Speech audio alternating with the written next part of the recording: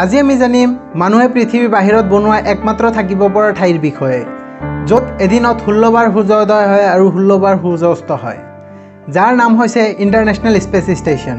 তো আহক আজিৰ ভিডিঅ'টো আৰম্ভ কৰোঁ। তাৰ আগতে আপুনি যদি এতিয়াও মোৰ চেনেলটো ছাবস্ক্ৰাইব কৰা নাই তেতিয়াহ'লে এতিয়াই ছাবস্ক্ৰাইব কৰি লওক আৰু কাষতে থকা ঘণ্টা বটনটো দবাই লওক, যাতে মই আপলোড কৰা ভিডিঅ' আপোনাৰ কেতিয়াও মিছ নহয়।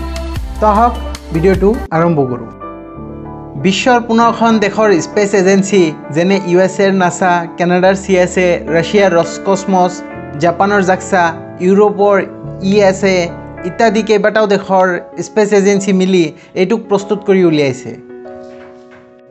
ইয়াক মহাকাশতে পাৰ্ট বাই পাৰ্ট অৰ্থাৎ টুকুৰা টুকুৰাসমূহ একেলগে লগোৱা হৈছে।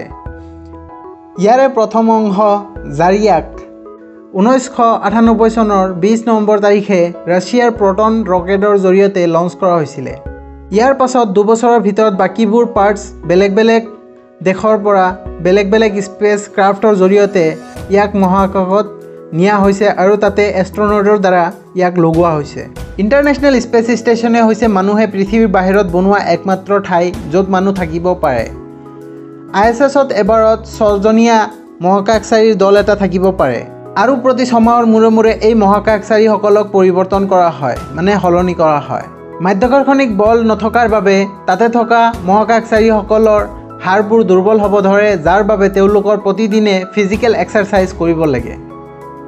এতিয়া ISSৰ বিষয়ে কিছু বেছিক কথা জানি লওঁ। ISSৰ ভৰ হৈছে 4,19,725 কিলোগ্ৰাম। ইয়াৰ দৈৰ্ঘ্য হ'ল 73 মিটাৰ আৰু প্ৰস্থ হ'ল 109 মিটাৰ। ইয়াক পৃথিৱীৰ লোৱাৰ টৰ্বিটেলত ৰখা হৈছে, অৰ্থাৎ ইয়াক পৃথিৱীৰ নিম্ন কক্ষপথত স্থাপন কৰা হৈছে।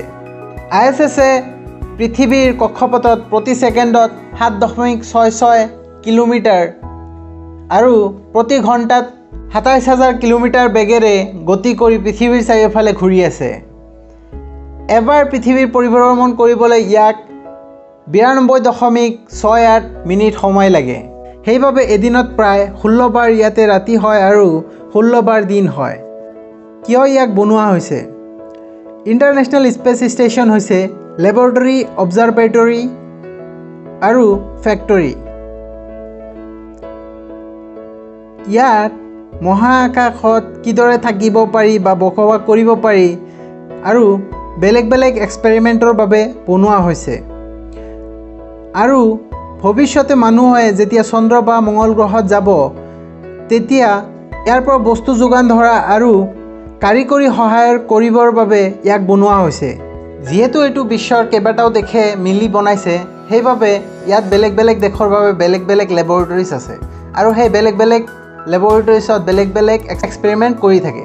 তাৰে ভিতৰত মাইক্ৰগ্ৰেভিটিও এটা। ইণ্টাৰনেশ্যনেল স্পেচ ষ্টেচনৰ বাহিৰত যদি কিবা কাৰিকৰী বিজুতি ঘটে বা কিবা নতুন বস্তু লগাব লাগে, তেতিয়াহ'লে মহাকাশচাৰীসকলে স্পেচ শ্বুট পিন্ধি বাহিৰত ওলাই আহিব লাগে আৰু সেই বেয়া হোৱা বা নতুনকৈ লগাব লগাত বস্তুখিনি লগায়। ISSৰ বাহিৰত ওলাই আহি কিবা কাম কৰাক স্পেচ ৱাক বুলি কোৱা হয়। ইণ্টাৰনেশ্যনেল স্পেচ ষ্টেচনত খোৱা বস্তুবোৰ 6 মাহৰ মূৰে মূৰে বিভিন্ন দেশৰ পৰা পঠিয়াই থাকে। এতিয়া আহিছোঁ, যিহেতু ইণ্টাৰনেশ্যনেল স্পেচ ষ্টেচন মহাকাশত অৱস্থিত আৰু তাতে কোনো ধৰণৰ বায়ু নাই আৰু তাতে 6জন মহাকাশচাৰী আছে, তো তেওঁলোকে অক্সিজেন ক'ৰ পৰা পায়? প্ৰথমতে অক্সিজেন পৃথিৱীৰ পৰাই যোগান ধৰা হৈছিল, কিন্তু তাৰ কাৰণে বহুত বেছি খৰচ হৈছিলে। প্ৰতিজন মহাকাশচাৰীৰ বাবে প্ৰতিদিনে 840 গ্ৰামকৈ অক্সিজেনৰ প্ৰয়োজন হয়। তো 6জন মানুহৰ বাবে প্ৰতিদিনে 5 কিলোগ্ৰাম অক্সিজেনৰ প্ৰয়োজন হয়। এদিনত প্ৰায় 4,78,800 US$ খৰচ হয় অকল এদিনৰ অক্সিজেনৰ বাবে। এইবাবে চাইণ্টিষ্টসকলে এটা সমাধান উলিয়ালে, সেইটো হ'ল পানীৰ পৰা অক্সিজেন বনোৱা। এইটো এটা কেমিকেল প্ৰচেছৰ দ্বাৰা সম্ভৱ, সেইটো হ'ল ইলেক্ট্ৰলাইচিছ। আপোনালোকে জানে যে পানীৰ চাইণ্টিফিক ফৰ্মুলা হ'ল বা চাইণ্টিফিক সংকেত হ'ল H2O। ইয়াতে 2টা হাইড্ৰজেন আৰু এটা অক্সিজেন আছে।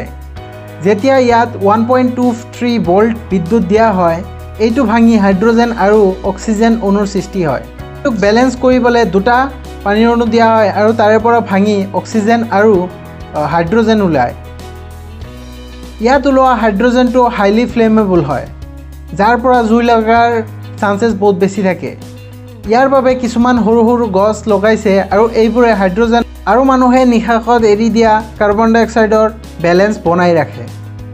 এই ফটোটোলৈ মন কৰক, ইয়াৰে এটা পৃথিৱীত তোলা ফটো, আন এটা ISSত তোলা ফটো। আজিৰ এই ভিডিঅ'টোৰ পৰা আপুনি যদি কিবা জানিব পাৰিছে বা শিকিব পাৰিছে তেতিয়াহ'লে ভিডিঅ'টো লাইক কৰিব, কমেণ্টছ কৰিব আৰু শ্বেয়াৰ কৰিব। ধন্যবাদ।